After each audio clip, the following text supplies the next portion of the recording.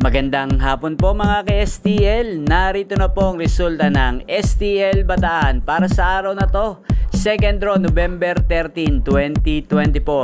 Araw ng Miyerkules, naway ang mga natayaan nyo pong mga numero kanina ay manalo nawa ngayong hapong ito.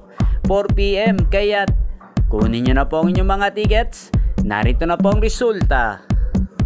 Ang mga numerong nanalo sa STL Bataan ngayong hapong ito, November 13, 2024. Second draw result, 4 PM.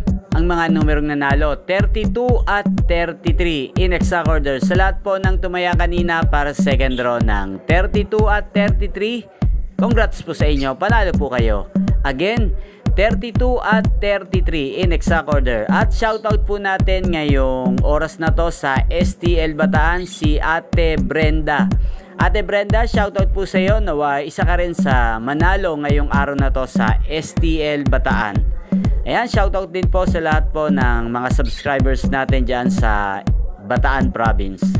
Yan yung pong napanood ang resulta ng STL Bataan sa channel na to. Roderick Hernandez TV, maraming salamat po sa patuloy niyo pong pagsuporta sa aking channel. Huwag pong kalimutang mag-subscribe. Thank you for watching. Magkita-kita pong muli tayo mamayang alas 8 ng gabi dito lamang po sa channel na to.